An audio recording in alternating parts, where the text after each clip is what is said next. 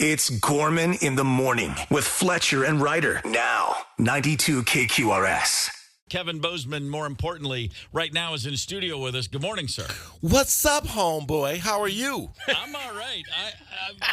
You are awfully. You look fresh. You're feeling good. But I'm going to start right here. Yeah, it's go. about 30 years since your collegiate basketball career wrapped up. How do your knees feel right now? Buddy, if I walk past the basketball court, my knee swells up. Oh, boy. Yeah, If I, sure it does. And I still talk trash, though. I just don't show up. Oh, dude, Right. the Like, talk I never I goes still away. be like, I'll give everybody the business, but I don't show up. No, I mean, you'll be talking trash in the ICU. buddy, it hurt. It's so painful because I love playing basketball so much, Yeah. but I just can't. I can't even. Is I don't even try to do it. Even like a 3-on-3. If I could just stay in the corner and Yeah. shoot the three, Yeah. like one of those utility men. But then Yep. if they're going to require me to run back on defense, then it's a wrap. There's got to be a surgery for phantom knee swelling. There's got to be. Yeah, buddy. It's called the casino. You go to the casino and you post up and gamble. That's what you do. right. That's what you do fair when enough. you got a bum knee. You post up in the far left position at the blackjack table and you run the table. You know, You That's run exactly the it. table and you chastise anyone for hitting a 12 against a deal of 6. I was You just crushed gonna them. say- I was You gonna say, crushed them. You Anybody flipped the wondering- table over. Anybody wondering the connection between blackjack and basketball? It's the trash talk. It is you definitely need the trash both. talk. I do not let bad players sit there and I'll give them one. Like it's a gut feeling. I'll give you one of those. And then afterwards, Yeah. it's F your feelings, dog. We gotta make some money moves here. So you Yeah. play blackjack like a poker player? I Because normally play- blackjack's always like the poker. We're sitting at poker and we're all serious and quiet, right? And then we're watching the party happening over at the blackjack table. Buddy, I play Not when you sit down. blackjack the way it should be played. I play with money that I shouldn't be losing. That's how I play. I play with money that I should not be losing, that I can't. I have friends who play blackjack who are just, they got all the bank in the world. And I'm like, what's the point? If you're not risking something that you're going to miss, Yeah, buddy. where's the fun? You got to get on that roller coaster, exactly, man. I'm like, I don't know. One of these bills are not getting paid. If this Yeah. don't, like, either it's a cable or cell phone. One of them, I got the bundle package, so it's iffy. For me, it'd be like, I'm going to get, you know what? I was going to get both girls new shoes for school, but now one of them has to decide. I have to decide which one's going to get new shoes. You just got to get them and like share, alternate. They'll eventually grow into the same size. Yeah, It's you just just a matter gotta. of time. Kevin Bozeman's in studio with us, Acme tonight and tomorrow night. Kevin, you how old are your kids? I have a 22-year-old, a 20-year-old, and a moly. 7-year-old. Yeah, that's right. I knew there was Yeah, something. And it's mistakes were made. It's that whole, hey, we're done, we're clear. Oh no, we're not. That age gap. Buddy, you ever look at your 2 kids and just think to yourself, I can do better? You just gonna have to ask- look at me like, I can do better than this. One more shot. All right, so are you saying the 22 and the 20-year-old were the mistakes? What I'm saying is my kid is 6'7" and can't dribble with his left hand, and my other kid plays soccer, and that's just a double fail. Oh my gosh, 6'7" and doesn't have the ball skills. Oh Man, my that's tough. gosh, dude! Oh my gosh! And you think you 6'7", you just you look at them like it's hard to, and people like it's hard to love your kids unconditionally when they do stuff like that, right? It's hard to just look them in the eye and know. The minute he's taller than you, it's all different. Now Right. it's like, no, unconditional, my ass, get to work. Right. So all my love and hopes are going into my 7-year-old. Yeah. It's like, but you know what? I give you credit because you gave those first two plenty of time before you realized I got to go back to the well. You know what I mean? AAU tournaments. I showed up drunk and watching this kid travel. Right? I'm like, dude, I'm hungover, and you turning the ball over. What's going on? Listen, man. Make your free throws. Give me something. It's know 8 in the morning on Saturday. You give me 3 points and 2 rebounds? What's happening? Back in our day, a kid understood a hungover dad needs a solid performance A on both ends solid of the court. performance, dude, to just get me out of it. Be like, there we go. That's what's happening. That's what's happening. Does the 6'7", does he have good timing? Can he tell a story? Is he a jokester? Do you see him with a mic in his hand? He's a chemical engineer major, so I guess he's safe in face. No, don't. Do not patronize me. That is not what I wanted. That is not my dreams. Man. He is not chasing my dreams. That is there's something special about, the black sheep of the family being the chemical engineer. Yeah, buddy. I don't know where this kid came from. Well, then my other kid plays soccer, and I just treat it like a gay phase in his life. Oh, come on. Listen, man. That's too much. No, it's a tough It's like, what are we doing, dude? Soccer either works for you or it doesn't. And I'm a soccer guy. That was my first sport. Really? Actually, yeah. Oh, my gosh, dude. I don't know a lot about soccer, but I do know if something good happens, it's a penalty. Yeah, right. Right? He's not wrong. I tell him, too. I used to tell him, you better give me 3 goals, else you're not going to eat. Uh-oh. And he'd be like, you know how hard it is to get 3 goals? Not as hard as it is to watch soccer. Okay, well, then I can relate to your son because my dad knew nothing about soccer except for, after the game when he decided to break down my performance. And I'd be thinking, he has no idea what he's talking about. You got to run around a little bit more. Got to run around. Set some screens or something. You're not aggressive enough. And I'm like, I took the ball from the guy. Yeah, but you didn't knock him down. I'm like, yeah, it's a different game, bud. Yeah, there you go. Well, all dads should be a little abusive. That's true. No, you've got to maintain an edge. You got to maintain. Again, you can't show weakness. And especially if they're taller than you. See, I didn't have that. I'm 6'3". My son stopped right around 6. And I breathed a sigh of relief. I was like, oh, thank God. Buddy, they always press up on me, too. Right, they always up on me because they're bigger than me, and they remember the beatings I used to give them, but that doesn't change. I'll nutshot them any day, anytime they get out of line. You just go to the bag, huh? Oh yeah, all right, sure. All day. Kevin Bozeman's with us in the studio. He's at Acme tonight, 7 and 9:30 tonight and tomorrow night, and giving out quality father advice too. That's it. I was gonna say, comedy or parental advice, whatever you prefer, you're gonna get both. I'm more of a life coach.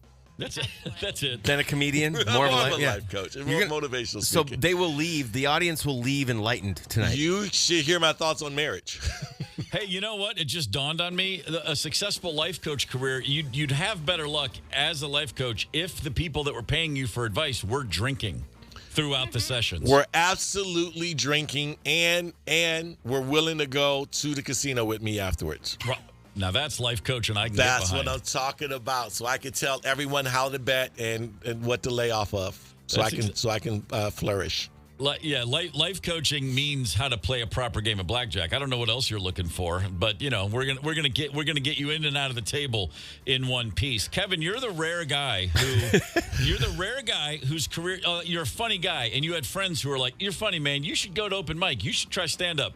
9 times out of 10, when somebody that's the funny guy does that, they realize there's a big difference between making your friends laugh and making strangers laugh. But there's a huge difference. You cross that. Very rare does it work out. Do you remember that very first time, and did you feel like you were out over your skis, or did you actually did you calm down and realize, oh, this is right where I'm supposed to be? Buddy, I remember my very first time like it was yesterday. It was in Madison, Wisconsin. I didn't tell any of my friends, though, which is probably the smartest thing I've done. Like, I didn't tell any of my friends, so I had no support group. I went up. The show was awful, which made it better for me, because everybody else was bad. I went up, and it felt like it was such an adrenaline rush. I remember walking off stage and just running to my car because I was so excited, and I didn't think that I was going to do it again, but I realized I don't really have any other job skills, so just kind of work my way back to it. Yeah, self-awareness is key. Yeah, buddy. Look, I used to sell life insurance, and people be like, why should I buy this policy? I'd be like, that's a great question. That was a fantastic question that I cannot answer, but I gotta get these premiums, Holmes. You're looking at your phone going, one day they're going to invent a phone that I could Google and answer. Yeah, right. AI, please help. Yeah. So that very first time, how long were you up there? Was it 3 minutes? 4? 5. 5. Wow, 5 right out of the gate. 5 minutes, bro. Damn. That's forever. 5 minutes. That I remember. Felt like forever, that was 5 minutes, and I thought I had 5 minutes, but I didn't. I just went up and did my. act, and then it was really dirty, of course, because that's what you do. And then I just kind of told some street jokes, and then I bounced. Right, whatever it takes, man. You got in and out. No Half injuries. the battle is getting up on stage. Yep, that's exactly. And then right. you got to learn the craft. And then learning the craft, that's where people start to falter. You know, the minutia of joke writing and getting up and staying relevant and being comfortable and developing a voice. But it's worth it. It's so great. I imagine you're at a point now where you never turn it off. Every situation you're in, there's a chance for a new bit. Yeah, buddy. I just went to a funeral and I came out with like 6 minutes of material. Yeah, I bet. I'm sure. It was the best funeral. It was legit the best funeral ever. It was at a pizza parlor. It was so great. Oh, really? It was so great. There was no body. You can't have a body next to the pepperoni. Yeah, that would be bad luck. But it was great. It was great. And then that's what I said. When I die, you're putting me. The funeral will be at a casino, and I'm gonna be right. And they're gonna have my body like right in the pit boss, and just have 2 poker chips over my eyes. Nice. Yeah, right. That's the way to go, right? I like it. I just realized I've never heard the expression "best funeral ever" before. That's a movie title. It's the only funeral that was great. I was angry that other funerals wasn't run like this, dude. Like you just go like, how come everybody else doesn't do this? Every other funeral is sad, and there's an old black dude in the back just humming. And this is great. This is great, dude. And then you're looking at friends going, man, your grandpa's funeral sucked, man. And then you got to do start better. ranking funerals. You got to do better, bro. That's it. You got to do better, bro. So, yeah. Kevin Bozeman's at Acme tonight and tomorrow night, 7 p.m. and 9:30, acmecomedycompany.com. We were discussing earlier in the show about road trips. Do you like a road trip? You like to get in a car and just hit the open road? I did. I drove to Minneapolis, so I just drove to Minneapolis just to, I driving to Minnesota in the summertime is great, right? It's just great. So I drove to Minnesota, but I'm always on the road. I'm on the road 45 weeks a year. Sure. So I drive a lot. Back in the day when I first started, I had a Dodge Shadow, and I used to try to outrun cops. And How'd that go? Shadow. Like you outrun cops that were on those great. Segways? So you can so when I was on the expressway, you make a couple of mistakes. That Dodge Shadow had a little get up, and so I was gone, dog. I would like turn my lights off and just drive in the dark and whatever. I was pretty nutty.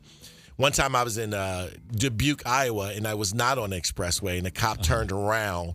And I tried to speed, and I almost lost control of my car a couple of times. And then they came, guns blazing on me, right? And they was like, "What were you doing? What were you doing?" And I was like, "I was just trying to get you guys' attention to come see my comedy show tomorrow." There you go. And did that work? No. Did they come? One dude, it did work because one dude laughed, and I was like, "Oh, thank God!" All you needed was one. One dude just snickered, and then he caught himself. And then I go, "Are you coming to the show?" He's like, "Your comedy has been enough for me tonight." That was it. Because there's like a lot of drug deals that used to go on in that area, so they thought that I was a drug dealer. I was like, "Dude, look at my car. It's a Dodge Shadow." Yeah. You think a drug dealer drives a Dodge Shadow? Look at this piece of elegance. The smart ones do. That's right. The smart ones do. Look at this elegant emerald green Dodge Shadow. But yeah, they let me go. So right on. Nice. 92 KQRS. Xcel Energy Center will be now known as Grand Casino Arena. The new naming rights partnership is a 14-year deal. Wow. Any immediate nicknames come to mind for you guys? The Grand Casino Arena, Crap Shack. Craps Shack. I gotta specify. Yes. I like House of Craps. That's all like the Blackjack Barn. I don't know. The internet beat me to coming up with the best one, which I think is the G Spot. Wow. Ooh, yeah, that'll work. I like it. And then I posted that online. Somebody commented, "Then men are never going to be able to find this place." That's a fact. The jokes, they write themselves. I know, yeah. One real one that some hockey friends posted on social that I liked is the Gino. That's the G for grand and the end of casino. The Gino, and also Gino in hockey slang is a goal. Sure. So the Gino works nice. That all makes sense. Yeah. I'm still I'm still a big fan of the G-spot myself. I'd vote for that. Or the Crafts Shack. I like Also that a big fan of the G-spot. It is a gamble when you go to a wild game. I thought you were going to say it was a gamble when you're looking for the G-spot. Okay. Well, that too. All of the above. Gorman in the morning. Coming right back. 92 KQRS. Streaming from 92KQRS.com. Gorman in the morning is back. 92 KQRS. Beat the Jock, and I believe we've got a few people ready to compete. Ryan, you two. Ryan in Spring Lake Park is up first. Ryan, good morning. Good morning. Hey, Ryan. Hey, Ryan, do you want to play against Steve or do you want to play against Fletcher? Fletcher. Yes! Yes. All right. Thank So I got God. to take my headphones off, right? Headphones off, What's sir. the category? Yeah, the category is going to be foods you can eat at the ballpark. And these are like common food. You know, it gets real weird, but don't get too weird on me, okay? I'm taking them off right now. All right. We're All right, clear. let's do this. Ryan, you ready? Foods you eat at the ballpark? I am ready. Okay, ready, set, 20 seconds, go. Hot dogs, hamburgers, popcorn, peanuts. I don't know, beer counts as one. You Yeah. got pretzel with cheese, nachos with cheese, licorice, Mike and Ike's, 5 seconds. soda. There you go. All Okay, right. All right. What would you get? Is that 10? 2, 3, 4, 6, 7, 9. Yeah, I got 10. All right, 10. A nice even number for you right there, Ryan. Well done. All right. Okay. We're not going Fletcher. to discuss any of your answers. Go ahead and headphone yourself back up. Okay, here Fletcher's back on the mic and Okay. and ready to compete. You've got to beat 10. Okay. If you want this to, unless you want Ryan to go to the Sex Pistols. I mean, just try and get 10, dude. Come okay. on. Gotta You do ready? this. Here we go. Foods you eat at the ballpark in 3, 2, 1. I am. Popcorn, Cracker Jacks, hot dogs, brats, hamburger, M&M's, nachos, 10 seconds. cotton candy, freak. 5, I'm losing it. 3. Dude, I'm just Oh. clammed up. I ran out. Wow. I got 8. I got 8 too. Oh, man. Ryan, you're on the show. Ryan, dude, you just scored some Sex Pistols Nice tickets. work, Well man. done. Thank you. Right on. I'd like to. Well done, Ryan. I'll be a good sport. Well done, Ryan. That'll be a good night. Damn it. Oh, yeah. Right? All right. Don't go anywhere, Ryan. Hang on. I got to ask, do you really eat cotton candy at the ballpark? I've seen it. Okay. I haven't ever had it. All right, but just I've seen wondering. it. And I have little Yeah. kids, so it came That into makes my sense. head, That yeah. checks Yeah. out. Okay. I thought they were going to get with like the sushi and the, Oh, God. birria tacos and things Twizzlers, like that. But M&Ms. Everybody Yeah. kept it pretty mainstream. Took my nephew to a game in 1994 or 5. He was 7 or 8, and I gave him everything he asked for. Throughout everything he wanted to eat and or drink Did for you the take whole out game. a credit loan for that? Didn't occur to me that that was then later that night going to end up all over my shoes when he hurled. Yeah, that'll happen. Yeah, I didn't realize that a 7-year-old couldn't hold down all that food. Didn't know you were going to go into that game spending $125 on the concourse either, This did was you? the 90s. It was not quite that bad. 75. All right, what are we up to now? We got one more pair of tickets, so I think that we keep the party going. Oh, Lord, Oh, help God. us Especially all. since I think that Steve is going to be up now. I don't All want right. to be a whiner, but there's probably there's more pressure on us than them, isn't there? Oh, well, heck Because yeah. we're sitting there waiting, and then we go, and it's like, oh, man. All right, so who have we got? Who have we got in the on deck circle? Is this Alex from Coon Rapids. Alex? Good morning. Hey, how's it going? Going all right so far. Are you ready to compete for some Sex Pistols tickets? Oh, yeah. All right. All right, so Fletcher's already gone. Alex, you're going to be playing against Steve, Oh, all right. who has yet to win this game. I have yet to win this game. So category is going to be common reasons to call a plumber. Steve, headphones off. Oh God. All right. Alex, you with me?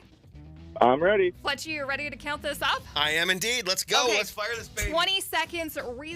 Common reasons to call a plumber. Go, Alex. All right, your water pipes burst. Your toilet's overflowing. Your water heater's not working. Your faucets keep dripping. Okay. Your sump pump isn't pumping. 6 seconds. You got sewage backing up. Maybe simple like your toilet's clogged. You keep your water running. keep hearing water running. I like that. You want to give him that last one? I got one twice, basically. You said toilet clogged twice, Alex, Yeah. right? Okay. So 1, 2, 3, 4, 5, 6. I got 7. What'd you get? I have 6. You have 6? Because I gave him the last one, whatever that was that he said. 1, 2, 3, 4, 5, 6. And then I took away the toilet twice. Tie goes to the runner. I'm going to say 7. Okay, fair enough. I would say Okay. one was clogged toilet, the other one was the toilet's overflowing. Why would it be overflowing? Like it's backing up. Like Because it's clogged. We're giving you 7. We're giving you 7 We're either giving way. you It's all 7. good. You're It's, good. Either That's way. right. It's all That's good, yeah. That's a solid number, Steve. We're giving it to you. All 7. right. Back. I'm back. The number Yeah. is 7. Yeah. What does a tie go to the runner here? Does he win the tickets if we tie? We haven't discussed this yet. Yeah, we'll give him the tickets. I mean, we're always going to defer to the people that are. I mean, you know. I'm all for giving away tickets, but I don't want to go for 3. All right. Okay. Good luck. Here I mean, we go. 7's a good Yep. number for this category. Common reasons to call a plumber. 20 seconds and go. Frozen pipe, a burst pipe, no hot water, no water, 12 seconds. a leaky faucet, a bad odor from your plumbing, 3. clogged, a clogged drain, clogged toilet. Come on, that had to be 7. At Looked least. like 7 to me. I got 7. I got you a 7. It was exactly. It's a tie. Yeah. Can I claim the win even though we're giving the tickets away? No, you cannot claim the win. You can have a tie. Hey, Alex. you should be stoked about a tie. Oh, you yeah. love soccer. I'm There you go. 0-2-1. Love soccer. Man. Alex, you're going to the show, man. Alex, good job, brother. Oh, yeah. Sweet. Nice.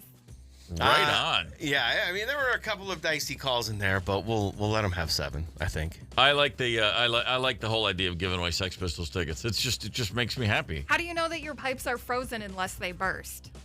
Because you, I don't know. Oh, come on, don't nitpick me now. Mm-hmm. Man. Oh, man. Like I was saying, there were a couple of dicey ones in there, but we'll let you have them. And Alex said toilet overflowing and toilet clogged, which for me, the most reason that your toilet would be overflowing is because it's clogged. And we gave those to him. So it's only fair that we have to play fair. My girlfriend in college, her mom was from Scotland, and so everything she said was adorable. And she used to say regularly when discussing life ahead for college students like us, what are you going to do? I don't know what I'm going to do. She'd always go, plumbers never lack for work. The world always needs a plumber. She was big on plumbers. I guess so. Like and I'd always go like, I don't want to be a plumber. Listen, calm down. It's a great job. Everyone needs a plumber. Yeah. I think she was just a the fan plumbing. of indoor plumbing. Maybe she grew up without it. I don't know. Sound Who like isn't a fan of indoor plumbing? yeah, I think everybody's a fan of that. She's Yeah. definitely maybe the biggest fan though. Maybe leading the fan club. That's great. 2 happy people going to see the Sex Pistols. Yeah, that's good. Nice. Safety pins optional. 2 sad DJs over here. Yeah, I tell you what. I'm honestly, this is trending in the right direction. A That's tie true. is better than a loss. I have no problem kissing my sisters. I love them both. Great gals. It's Gorman in the morning with Fletcher and Ryder, 92 KQRS. Hey, if you drop it and it's on the floor less than 5 seconds, you can still eat it. We all know the 5-second rule. Yeah. I'll stretch it to 10. And of course you will. Look at you. Hardy Midwestern immune Oh, yeah. system working over there. Yeah. Let me get those germs in my system and battle them off. Damn Yeah. straight. I actually had a job once where I was being taught how to make chicken wings. And the only thing I remember from it was you get the wings and you put them in a big bowl, and there was this jar of red sauce. And the guy said, if you squirt 1 squirt, mix it up, that's mild. 2 Yeah. squirts is medium, and 3 is hot. It was Right. the same. I was like, really? It's a quantity, not quality. Like the difference from mild to hot is just more of the same sauce. Wow. But he also said we do the 5-second rule here, and he shook the bowl and one hit the floor, and he goes, or really, I mean, it's fried and there's this hot sauce. Just it doesn't even matter. Just whenever you get it back in the bowl, it's fine. And I'm like, this is a restaurant to serve customer. He's like, don't worry about it. So anyway. It's just these things happen Now, sometimes. He's not wrong. When I worked in a restaurant, I did not do the Okay. 5-second rule. Well, That is a home-based thing. Right. This is generally something we do at home. Well, a scientist, there's a TikTok going around. One of the TikTok videos, a scientist decided to put the 5-second rule to the test. He's like, let's see if it really does do anything differently. 5 seconds, 20 seconds, 30 seconds. He put a Petri dish on the ground for various time limits ranging from 0 seconds to a full minute. Okay. And then he cultivated the samples. Oh, boy. Every single sample from 0 seconds to 60 had evidence of microbial growth. No amount of floor time is safe when it comes to contamination. His result was anything that hits the floor, get rid of it. Even 0, like I yep. snatch it. Bang, pick it up right away. But to your point, Ryder, no, that's what your immune system is for. You got to get the microbes in there. You got to fight them off, blah, blah, blah, blah, blah. I just draw the line at home. If it goes on the floor at home, anything that falls on the floor out and about, no way. Just not interested at all. What if you're at like a picnic and that's all the food you have? Yeah. Oh, okay. Well, I was talking establishments. I guess I didn't factor in the picnic. That's fair. But yeah, I don't have, you know what? Like, we're just, times aren't tough enough where I've got to eat that food off the floor in a greasy kitchen. I'm not saying this to try to be funny. I'll tell you straight up. My time limit on how long I'll let something sit before I eat it, it just matters on how drunk I am. Because if I'm at a bar and I'm working some nachos that I do not need, and that last perfect chip with everything, and then it bounces, hits my leg, then hits the chair, then hits the floor, I might very well go down there and get it. I mean, if it falls in such a manner that you still have all the toppings on the upside, that is like the restaurant gods telling you, please eat this chip. That's exactly right. It just for you. And the reason this doesn't happen at home very often is I have a Hoover named Chauncey, and he doesn't beg for food. He will not sit there and look at you like, give me some of that. Yeah. He sits a few feet away, knowing the floor is mine. Yeah, he is a white shark, and there's chum in the water. That's him. What do you guess the reaction time is if something falls? Is it 2 seconds? Oh, it's lightning fast. All right. Yeah, no. Is he fast generally? Yeah. Oh, yeah. He's got speed when required. Mm-hmm. Strong as a frickin' freight train. That dog. I tell you, he scares me. Honestly, I bring him in most days just because I'm afraid of him. I'm afraid if I say no, he'll attack me. Right. That's Anything not fall true. on the floor that Chauncey's not gonna eat? Not yet. Not Okay. yet. Don't know of anything that he hasn't put down. He'll give it a shot. And I mean, that's his only people food he'll ever get. I mean, we're very much sticklers about no scraps. Yep. Like I've had dogs where you just feed them human food and then they just fart all day. Yeah. And it's like, no, I'm sorry. Your dog food, thankfully, he treats every meal with his dog food like you'd think he hadn't eaten in 40 days and 40 nights. He's like, oh my God, there it is, dog food. And he just absolutely devours it. Our Charlie doesn't do veggies for the most part. Oh, no? Okay. Fruit, yes, and then all the other, the carbs and in meats we haven't tested too much, but the fruits are the ones, or the veggies, I'm sorry, are the ones that she like stays a carrot away from. on the floor. A carrot, a pea, a bean, not so much. Everything else is fair game. No, he's just a shop vac. I mean, it's just boom, you drop it, he's eating it. Hoover, and by the way, loves a paper towel too. Don't kid yourself. Duh. Gorman in the morning. Coming right back. 92 KQRS. Streaming from 92KQRS.com. Gorman in the morning is back. 92 KQRS. Boyfriend-girlfriend protocol. When my first girlfriend in high school, my mom just one day looked at me and said, so I guess you and Connie are an item now. And I was like, well, yes, we are. She said, well, now, honey, if you introduce her to someone, you don't say my girlfriend. You just say, this is my friend.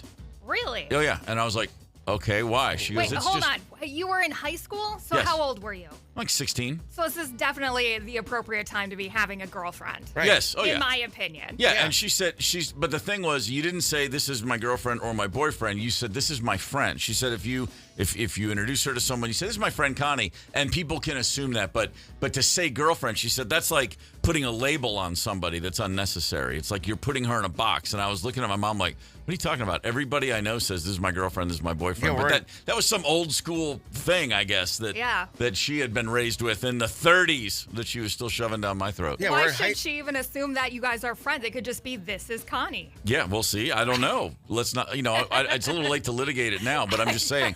But I remember hearing that very clearly. What never occurred to me was what's going on now. The new shtick, the new prank that people are filming themselves on videos with their current girlfriend or boyfriend just to get a reaction. But this is right up my alley. I dig this. Today, I'm going to be asking my current boyfriend. Current? What the Her husband? Okay, me and my current boyfriend, Michael. What? Your current boyfriend?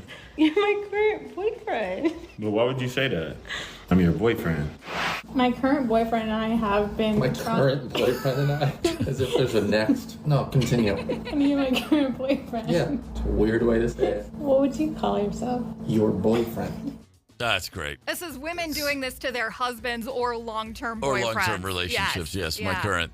Because, there's always the old shtick of, meet my future ex-wife. This is better. You're just like, I like my current boyfriend. That's good, my current girlfriend. Yeah. Let's see this go the other way and see how it flies. Sure. Yeah, imagine that TikTok trend, huh? Hey, this is my current girlfriend. What are you talking, like that? You'd be... Yeah.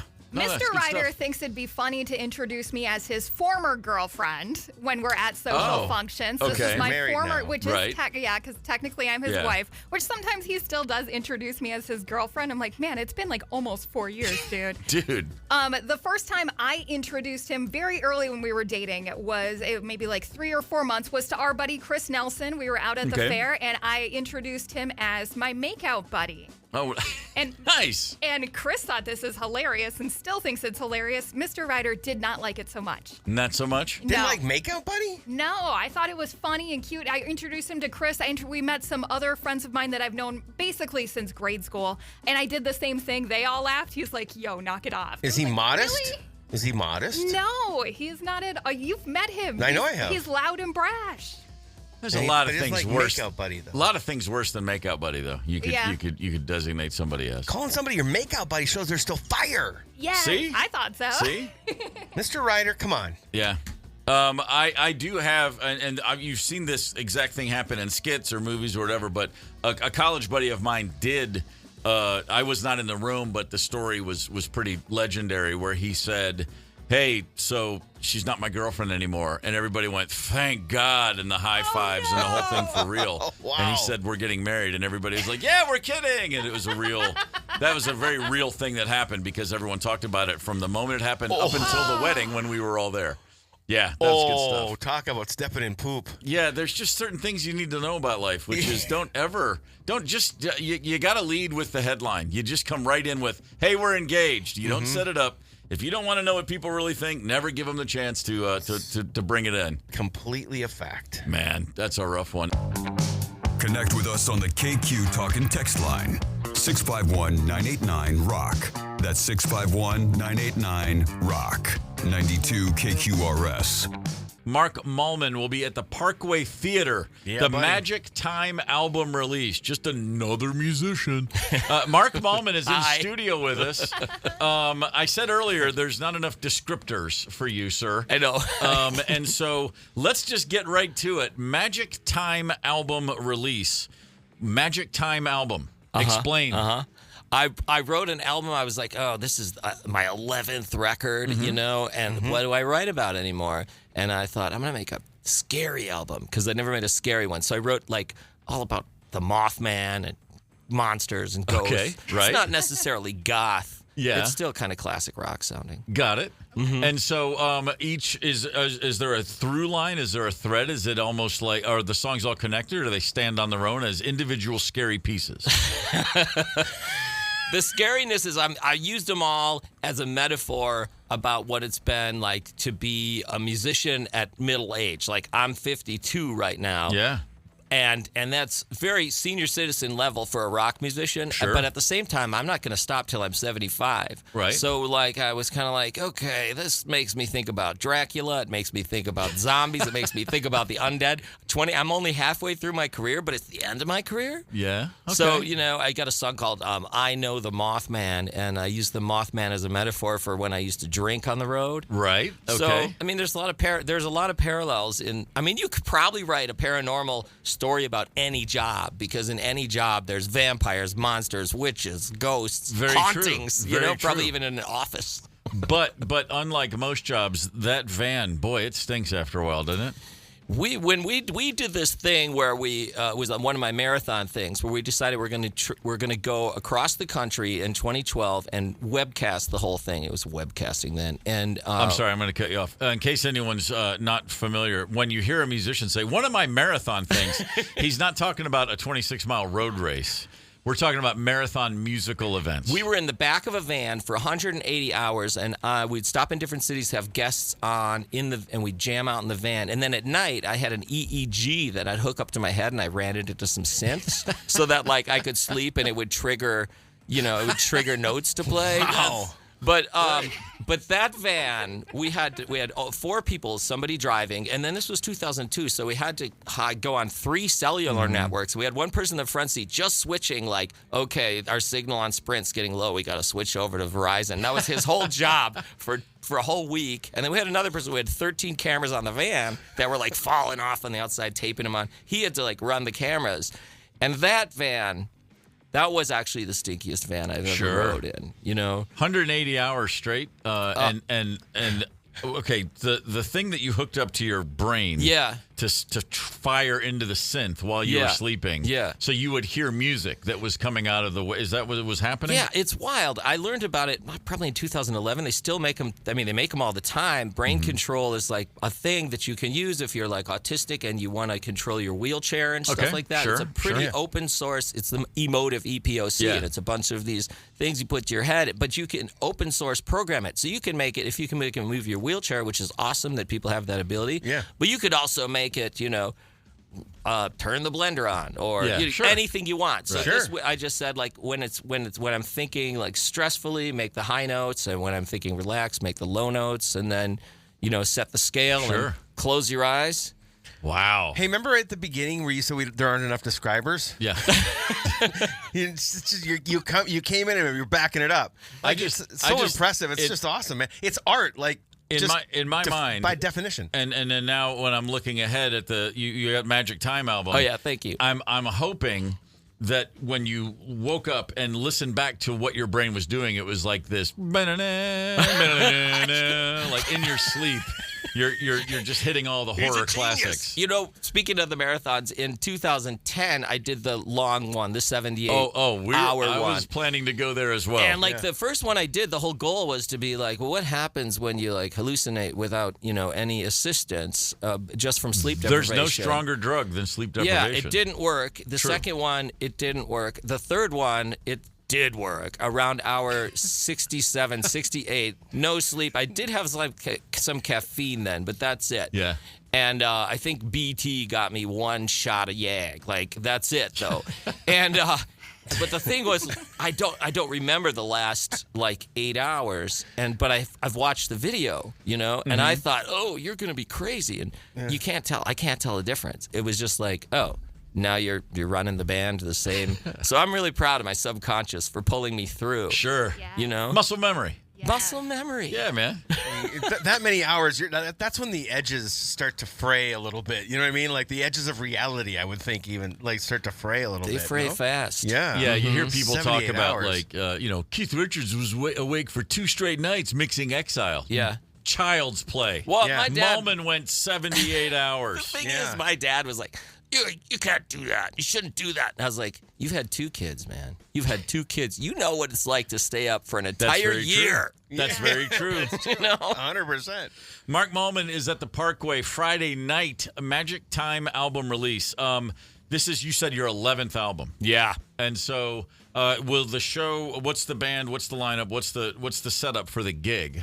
What's it going to actually sound like? How many people are up there with you? I mean, when I do these bigger shows, it's really fun because, we just got back from a run of dates. We're in Kansas in some 100-person room, and, it's the worst-smelling bathroom of all time, and, it's a dangerous neighborhood. I've been there. Yeah. And then, you go to the next show, and it's the same thing. You used to it. But then I'm lucky I can come back to Minneapolis. I can play a theater. Right. There's seats. You get a backstage, and you can really, for once, you get to be a rock star a couple days a year, at least in the performance. You're still loading your stuff out. I mean, it's still just a job, but at the working class musician level, which is most musicians, 99%. Exactly. A lot of them, we're just we have a bias because all we see are the rich and famous ones, but most of us are just out there putting our time in. The day you pay 1 bill as a musician, you're ahead of 99% of everyone who's ever tried to do. It's true. I mean, everybody that's ever quote unquote made it, and has 100 friends, and you're like, they're way better than me. Why isn't this happening? Yeah, you just got to know how to live cheap. I think that's really a big part the of best. And that's with any passion job. Yep. But when we do these shows, the Parkway's awesome, and we'll have a little string section moment, and we'll have a little the appetizer and the palate cleanser. Get it out. Mark Mallman, are you from Minneapolis, St. Paul area? I'm from Waukesha, Wisconsin. Waukesha, Wisconsin. Okay. Yeah, I got the heck out of there at 18. And I stayed here. Yeah, and you figured it straight out. Then for the Twin Cities at 18. Here, I lived in Seattle. I lived in LA when I was scoring a lot for stuff, and then I came back here to do projects. Got it. Got it. So was it always music as a kid, little kid? Was there always? Always. I mean, look, I have this theory. All kids go through a period. It's like as regular as puberty. All kids at some point want to be a marine biologist. Sure. I don't know why. So aside from the 2 months I was confident that marine biology was my destiny, it's always just been piano. Piano. And so you get to that point where I'm 52 and it's like it's not like a question of like I must do this or I will perish in the night, but it is more like it's what I do. It's what I am. So it doesn't bother me, if, it's fine, whatever. Got a minivan, drive it around. Sure. You've also been able to adapt because things have obviously changed quite a bit. I'm at your age. I'm 51. Okay, yeah. But you almost seem like surprised by your own TikTok success. Oh, I love it. It's so funny though, because there's a grocery store by my house, called Lund's, and I go down there, and the kids, the younger people, the 21, 22, 23-year-olds, they know me from TikTok. And so one day the manager came up and said, "Oh, hey Mark, how you doing?" I said, "I'm doing good." And they said, "You playing around soon?" I said, "Yeah, I am actually." And the kid looked up and I'm sorry if there's any kid listening, but the younger person looked up and said, "Mark plays music?" And she looked down. She said, "How do you know him?" And the manager is in her 60s. And he's like, "Well, Mark's a micro celebrity." And I said, let me clear this up. I looked. I said, "I'm on TikTok." And then I said to him, "I have a star on First Avenue." And they were like, "Oh, okay." And I was like, this is a weird moment. Every now and again, worlds actually collide. Yeah, That's right. My shows now are like Gen X and Gen Z, and there's no millennials because I missed that part. But TikTok's TikTok's the best. I love it. I love it. You didn't master MySpace. This is what it boils down to. I saw your star last night, by the way. We were down at Target Center. I'm so proud of it. It's so cool. The TikTok history lessons are fantastic. I love it. It's so great. The cool thing about it is I recently fell in love with Pearl Jam, which is weird because I'm a Gen Xer. I'm super grunge. I didn't get Eddie Vedder because it just sounded like a coffee shop fakery guy. And what I learned from doing TikTok, I've done probably 1,500 backstories. Like yesterday, I did the backstory of Stephen Merritt's 69 Love Songs with Magnetic Fields. But the Pearl Jam thing, just this year, I learned what Eddie Vedder's backstory was in writing that record, 10. And I realized, whoa, he's singing about his real life. This is stuff that happened to him, this horrible, weird thing with his childhood. And suddenly I was like, wow.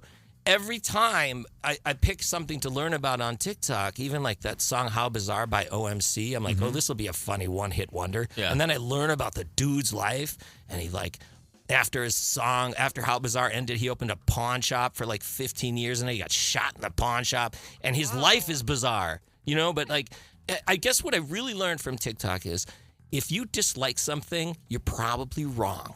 If you say, oh, I don't like it, you're probably wrong because learn about it and you'll be like, I love it. Yeah, so you can get a little information goes a long way. Gorman in the morning.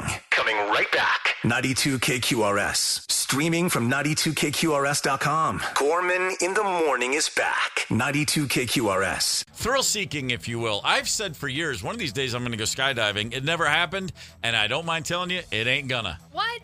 I just, the thrill, the idea is just when it had its time. I didn't take advantage of it. And I can't imagine myself looking forward going, yeah, let's go ahead and knock that one off the bucket list. You got to start with a tandem jump. They got a real skydiver on your back. Right. You still wouldn't do it? I don't think so. I don't know. Something about, I just don't even, it doesn't even appeal to me anymore. And I'm not I don't think anything would go wrong. I don't even think about it. I'm just kind of like, oh, screw it. I don't care.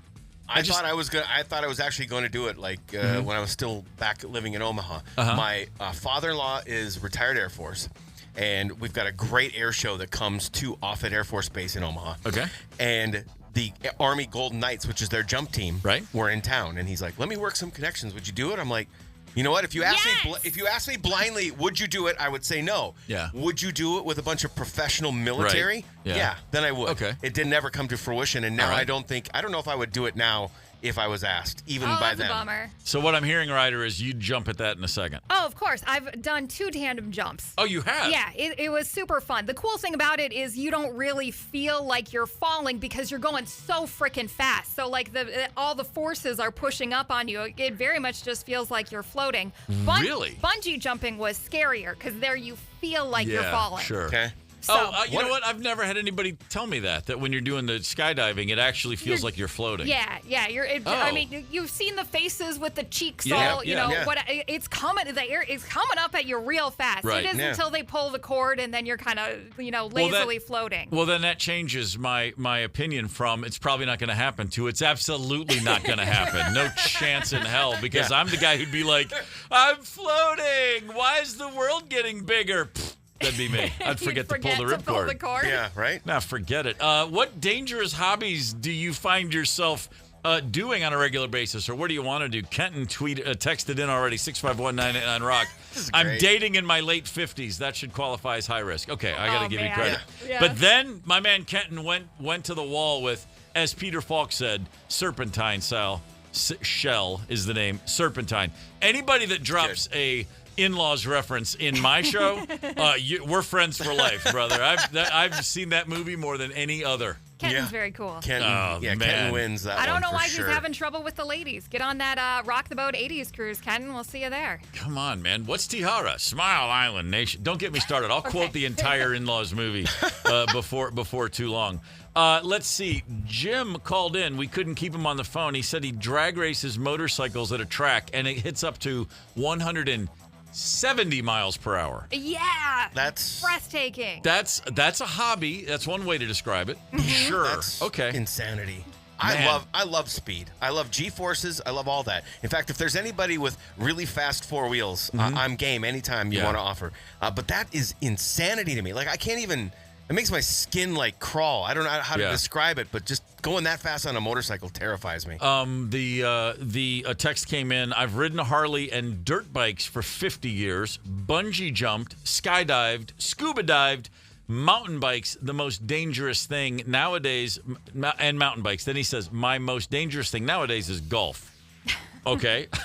Near misses by balls like 5 times. Oh, I see. I took a golf ball off of a driver right to my back in high school as I was running across a fairway where I shouldn't have been. That's a pain that will linger. Make no mistake about it. It's funny. I didn't think about scuba diving on this. I've scuba dived. It's been a long time, but for a brief period of time I was doing it a lot back in the 90s. And that was a little, that's like, I look at people now do it and I'm thinking, oh yeah, I've done that. And I remember the first time I went, people were like, oh, I would never do it. I was really freaked out. I wouldn't do it. Oh, really? It's like the getting buried alive type thing. That was Rosemary's reaction. She was not happy. We started it together and then she tapped out after a few dives because she's just like, I just cannot get comfortable under there. I was complete Zen master underwater. Really? I was, oh man, never wanted to come up.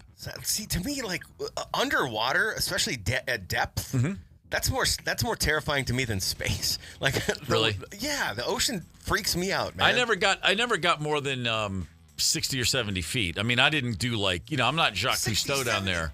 But I was, and fun fact also, always in the Caribbean, so it's easy to see. Like when I see people, when you see someone scuba diving where it's just Atlantic Ocean, I'm like, what's the point of that? That's terrifying. Did get one hammerhead shark I did see one shark. And he was far away, but the water's clear enough, and I saw him, and I was like, okay, I'm gonna work through this oxygen real fast here because I was trying to just stay calm, but then look at my meter, and I'm like, oh, I'm not supposed to be breathing this fast. That was kind of scary. Were you far enough down that you had to worry about getting the bends? I've been far enough where you could not like your head explodes, right? Yeah, if you're 70 feet deep, you got to come up at pace. You got to be aware of what you're doing. But I do know people who've been hundreds of feet, like for real deep dive scuba divers, and that's a whole different. I'm not interested in that. I was always the guy who'd be like, oh, I'll go down and look at some cool manta rays and barracuda and blah blah blah. And if the instructor's got beer in his breath, that's not going to be a problem. That was my kind of thing. This text in from John: does taking acid and tripping balls while in county jail count? Wow. Yes, it does. Yeah, 1,000%. A buddy of mine smuggled a vial of liquid in once, and we tripped every Saturday for a couple months. We were already in there for drugs, so what are you going to do? John, my man. 651-989-ROCK. Rick texted in, my younger stepson used to be a rock climber. He sent us a photo. Just shows basically what looks like the largest rock face you'll ever see and a body on it. Free climbing, whereas you don't have ropes and pulleys and anything. You're just climbing a rock wall. No thanks. I watched a documentary about a guy who did I don't remember his name. I don't remember where he climbed, but it was just a world record attempt. And I still have no idea what I just saw, because it's like when you see someone free climb a side of a rock wall, you think to yourself, is this Spider-Man for real? How is a human being doing this? Even without the free climbing, even with the ropes, it's freaky. Yeah, beyond mind-boggling to me. Even with the ropes, it's freaky. You just hit the nail on the head. Yeah. Those that do it without, I don't care how good you are at it. You're insane. Gina texted in, I used to barrel race. I really miss it. Had the need for speed. Thrilling. Even though I'm getting old, I would do it again if I could afford to buy a horse these days. Yeah, barrel racing, any like rodeo stuff. Very dangerous. I dated a girl in high school whose dad raised cutting horses, a type of horse that you'd see. And with the family, I went to one rodeo in person where there was the bucking bronco and the bulls and the rope and the barrel racing and it was one of those things where I'd seen it on TV, but seeing it in person, I was just beyond blown away. Just thought to myself, no, thank you. I don't see anything about this that would make me think I would be anything but dead if I tried any of those events. Yeah. Absolutely terrifying in person to see that stuff. Hey, back to rock climbing. I found an outlet that has ranked and shared information about how dangerous this stuff is. They use the Tetons as the example. They say death in the next 1,000 hours climbing the Tetons, 12%. It's 1,250 times as dangerous as commercial aviation. Wow. Just for that. And you're scuba diving? Death in the next 1,000 hours equals 0.8%, 83 times as dangerous as commercial aviation. Well, then I'll just take a flight over the Tetons, and then we can both say that we were up high. You want to know what this like says? a plan. You want to know what this says is the most dangerous of all the things you could do? Yeah. Base jumping. Death in the next 1,000 hours, 99% that somebody around the world is going to die. 480,000 times as dangerous as commercial aviation. Yeah. So get that plane if you're going to be flying through the air. It looks like I'm going to have to just bite the bullet and start playing pickleball after all. It's Gorman in the Morning with Fletcher and Ryder, 92 KQRS. I love going to the movie theater. I love seeing movies in the theater, in the dark, when everybody in there has tape over their mouth and no one has their phone on and no one is opening their candy wrappers. When it's dead quiet and dark in a movie, I'm so happy, which is why I never go to movies anymore, because it's never quiet and everybody makes noise and people look at their phones and you get this opportunity. How many times in life do we still have a chance to go somewhere and for 2 hours just enter another world where reality goes away? The door shuts behind you and it's like, whoo. I can just let this movie take me away. It sounds like you need to go to a movie theater and be the only person in it. I've done it, and it's the greatest experience of my movie-going life. Agreed. Nothing better. And so conversely, nothing worse than when someone whips out their phone just to check a text, but I see that light come on. Yeah, it's distracting. When someone is they're opening up their Junior Mints, and it's apparently got 6 seals of plastic on it because it takes forever. People try to be quiet, so they take twice as long to just rip the damn thing open. Yeah. But then more than anything, talking. When I hear people in the theater talking, I'm immediately. It's a me problem. I'll admit it. No, it's not. But anyway, but I'm saying my ability to not get over it, and then I just get up and I want to leave. It just drives me crazy. So. There's a million reasons why movies are nowhere near what they once were. Yeah. And part of that is because people stopped being taught how to go to the movie theater, which is sit down and shut up. Right. It's real basic stuff. Shut up and enjoy the movie. But now AMC's making it even less likely for me to go to too many movies because they've announced, hey, starting July 1st, we've signed a new deal with a company called National Cinemedia.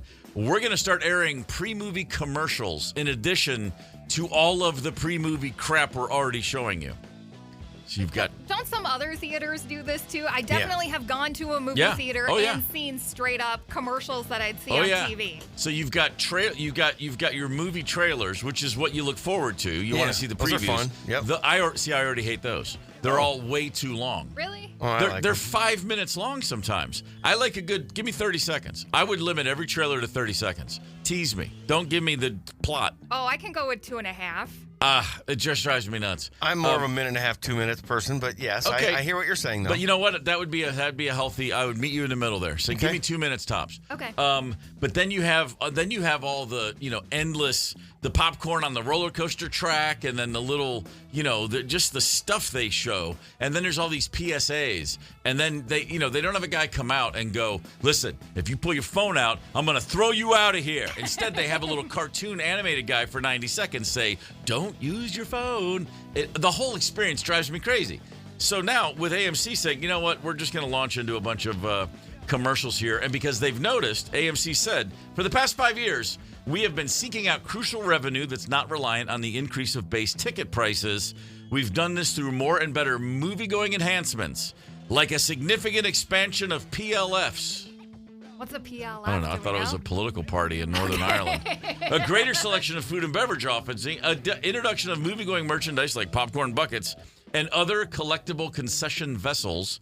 During that same time, others in the industry have taken in revenue through their partners with blah, blah, blah, platinum spots. And it goes on to say, listen, basically, we don't think it's going to impact your movie-going habits, so we're just going to add some commercials because we got to bring in money somehow. Yeah. Would you pay money to not sit through the commercials?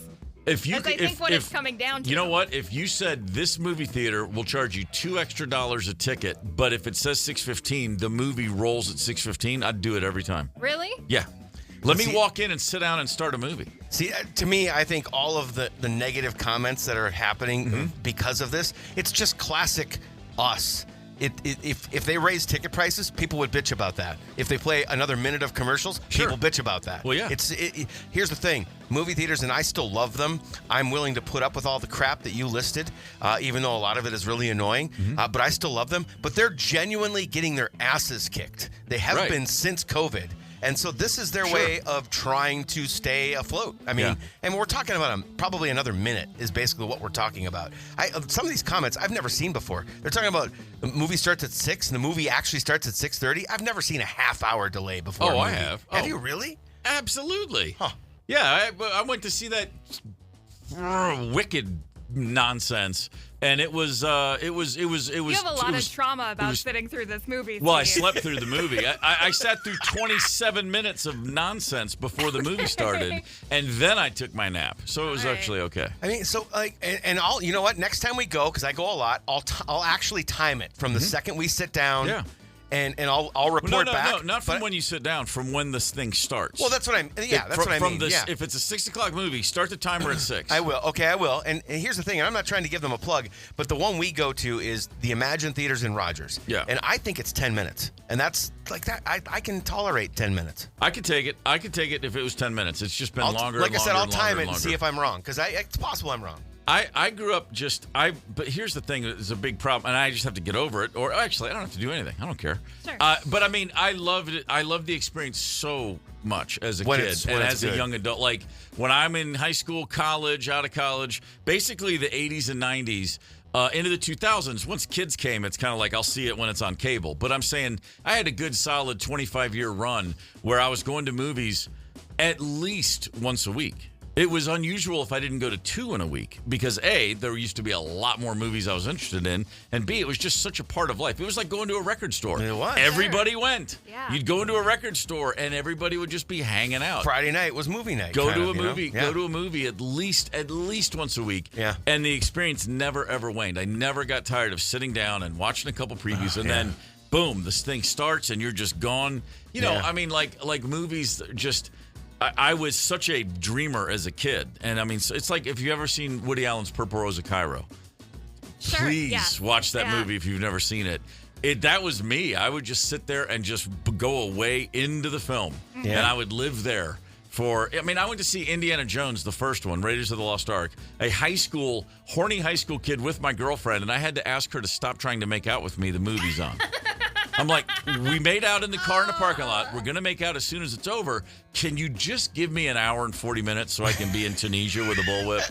Is that so much to ask for? So lame, man. Yeah, but I snakes, love though. the movie experience. That was the first 10 minutes. It was over. I know. Well, in the plane. Then he went into the thing. But I knew it was coming. I'd been warned. My brother warned me. He said, just there's a snake thing. So anyway, but I'm curious. Am I overreacting? Am I completely insane? Or should we just? I always have two things. I would love to fly in an airline where you can't have any carry-ons. Everyone checks everything, or don't bring anything. Just make it easier on all of us. And I would pay extra for a movie where you just walked in, sat down, and the movie started. Absolutely. 651-989-ROCK. AMC movie theaters have said, we're going to start showing commercials. We're just throwing them in there in our pre-movie crap. And I said I would pay more to just walk into a theater and have the movie start exactly when I'm told it's going to start. How much more? I'd go a couple bucks a ticket, I think, right off the top of my head. I mean, because as I said, if you go in there and you end up 12 or 15 minutes or 20 minutes staring at the screen, it just winds me up. I'm like, I don't need to be here yet. I don't want to be here yet. And it does point out, well, if I'm on Netflix, I just hit play and it starts. And I'm in my slippers. I mean, like, the movie theaters aren't, and I realize they have to do everything they can to bring in money, but they're not making it, they're not really challenging the supremacy of sitting in my lazy boy in my house shoes watching a movie on demand. I totally disagree, but that's fine. Well, that's great. It's just the overall experience, the massive screen, the sound, the feeling, their chairs, the whole thing. Like, to me, it's still an experience. I though, to answer your question, I would rather sit through some commercials than pay more, only because I'm generally bringing 3 people along with me, and it double, the cost. Well, it's just for imagination's sake. Say you go to a movie, it's just you and your wife, an adult movie. You don't have to bring the kids. Right. You're just going out. It's a Saturday night. Sure.